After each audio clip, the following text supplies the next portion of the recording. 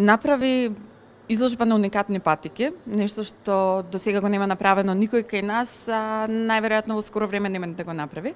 Од каде идејата да ги споиш твоите патики и Justice League? Па тоа е нешто што веќе го имаме направено во некоја помала форма. Се работеше за филмот Batman v Superman. Направивме giveaway на по еден пар рачно нацртани кондури беа тогаш. И концептот помина супер, одлучивме дека би било убаво да го повториме во некоја малку проширена варијанта. Па мислам дека излезе супер, коментарите се навистина одлични, луѓето се заинтересирани за тоа што се овие патики, каде може да ги најдат, така што целта е постигната, уметноста и филмот се повторно поврзани. Чија беше идејата овој пат? Твоја или можеби на луѓето од Cineplex? Идејата беше на мојот тим, но и на луѓето од Cineplex. Ова е дел од една подолгорочна соработка која што Signature и Cineplex ќе имаат во како до крајот на оваа година, така и во 2018 година. И верувам дека уште многу интересни работи ќе следуваат, од она што сме договорени, знам дека веќе уште неколку изложби во текот на година ќе бидат реализирани. Но супер е, чим луѓето го прифаќаат тоа, значи дека треба да продолжиме. Колку е тешко да се изработи една патика од овој тип? Колку време ти е потребно? Колку време е потребно да се посветиш на буквално секој детаљ од патиката? Процесот е навистина макотрпен, бидејќи се почнува од идеја која што потоа се реализира во скица. За скицата подоцна да биде нацртана на самата патика и насликана нормално. Процесот е веројатно некаде околу 3 до 4 дена со 10 часовно сликање секојдневно. Процес кој потоа подложи на промени, нормално додека не се дојде до финалниот дизајн. Она што го правиме ние, почнуваме од чисто бела патика. Таков е нашиот начин на работа. Ова се наши рачно составени патики кои што потоа ги дизајнираме. Почнуваме од исцртување на скица, односно реализација на некој начин на замислата која што имаме во конкретниот случај за ликот. За потоа да одлучиме дали сакаме да биде тоа работено пореалистично, дали сакаме да биде пострипски нацртано и така натаму.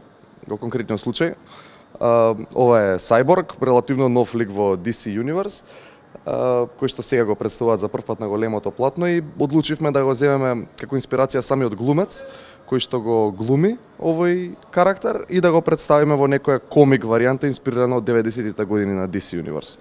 Така што се зависи од самиот начин на представување, од она како сакаме да ги представиме. Во оваа изложба сите патики се инспирирани од различен момент. Некои се од филмското платно, некои од самите стрипови, некои се наша визуализација на тоа како ги замислуваме овие ликови на патика, така што се зависи од мајсторот, како што велат.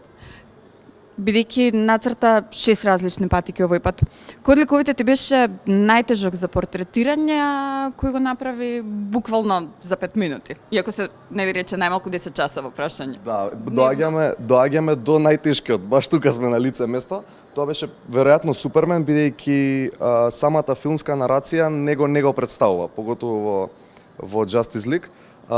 Тој е мртов од претходниот филм, но сепак е жив и проблем беше во какво светло го представим, бидејќи немаше спойлери околу тоа во која насока ќе го движат карактерот. Па се одлучивме за една помрачна негова верзија од новото 52 issue на DC Comics, во која што тој почнува да има проблеми со самиот себе, бидејќи губи свои блиски и така натаму, но ова во секој случај беше најтешка портретација, бидејќи не знаевме во која насока да се движиме. Околу тоа што најбрзо реализиравме, повторно доаѓаме до него следно. Тоа е Флеш, класичен Флеш од стриповите на DC Comics. Одлучивме да не одиме на варијантата да го земеме филмскиот глумец, бидејќи многу поразличен во секој случај од ова што го гледаме на патиките. Да, бидејќи се работи за карактер кој што и самиот DC универзум го оменува. Еден глумец го толкува во серија, друг глумец го толкува во филмот, па беше проблематично, а и од нивна страна беше проблем кој да биде представен, бидејќи се очекува и некој спин-оф и така натаму. Па се одлучивме за класична стрипска верзија на Флеш, која што е завршена со неговото препознатливо громување, односно брзо движење, кое што завршува во неговото лого на петицата. Не само што работеше патики за оваа изложба, долго време работиш патики за наши познати ликови. Ги правиш патиките на голем број спортисти кај нас, Тимур Дибиров, Андреа Лекич, Ете Цвич, сега подготвуваш патики за светското првенство за жени. Како се снаоѓаш со нив? Каква е комуникацијата со спортистите? Како бивш спортист, мислам дека лесно се разбирам со нив, од аспект на тоа што они го сакаат и што они можат да носат на терен. Тука има нормално одредени пречки од предизвици кои треба да ги надминеме, поготово со врвните спортисти, тоа е со нивните спонзори, бидејќи горе-доле сите они се спонзорирани од некој светски бренд. Па тоа е подолготраен процес на комуникација, одобрување дизајн и така натаму, но генерално јас сум многу задоволен од процесот, како што веќе нешто најави ти, а ексклузивата ја имате токму вие. За светското првенство кастом патики ќе носат Драгана Цвич, Алекс Лакребер и Амандин Лейно. Кога веќе спомена дека е долготраен процес за да се договори со спонзорите на спортистите за правење патики, колку време ти требаше да ја направиш да го направиш финалниот договор пред да ги изработиш патиките за Серхио Рамос, пошто можеби тоа е најпознатото име барем за кое што се работел досега? Беше потребно од прилика околу 2 месеци. Сето тоа да дојде до фаза на реализација, бидејќи Серхио Рамос беше и е заштитно лице за тој тип на копачки кој што го носи Tiempo 7 и тоа се случуваше буквално во екот на кампањата на презентацијата на Tiempo 7.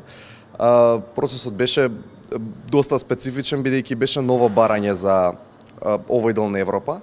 Nike беа запознаени дека тоа се случува во NFL лигата во Америка и тоа е сосема нормално таму има сосема поинаква регулатива, меѓутоа во Европа во спонзорските договори не постојат се уште клаузули за носење на кастом копачки.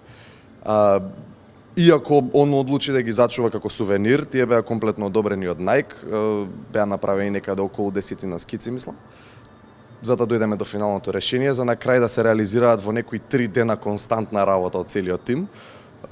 Но резултатот беше одличен.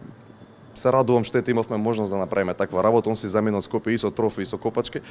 Па се надевам дека во иднина ќе имаме можност уште нешто такво да реализираме. Убава вест е тоа што твоите патики беа носени на Белградската модна ревија, а веднаш потоа италијанскиот Vogue ја прогласи Белградската модна ревија за една од најинтересните во регионов и фотографија на која што се твоите патики се најдена на нивната насловна страница. Какво чувството да си ги видиш сопствените патики, сопствениот дизајн на италијански Vogue? Многу интересно, морам да признам, посебно што луѓето во моето обкружување се подбиваат со мене на некој начин. Ете, ти од дипломиран политиколог и маркетер дојде до насловната на Vogue. Се шалам. Супер е, генерално убаво е кога такво големо списание оддава одредено внимание на нешто што ти си го направил. Мене ми беше задоволство да бидам дел од ревијата на Марко Главинич, супер талентиран млад дизајнер, на која што ја довршивме неговата замисла за големата осумка, како што му се викаше ревијата. Дизајнот беше инспириран од кинеската митологија. Генерално ревијата помина супер, коментарите беа навистина супер. И Белградската модна ревија доби значително внимание во светските модни медиуми. Поубаво е чувството, посакувам секој што се бави со таа работа да може еден ден да го искуси тоа.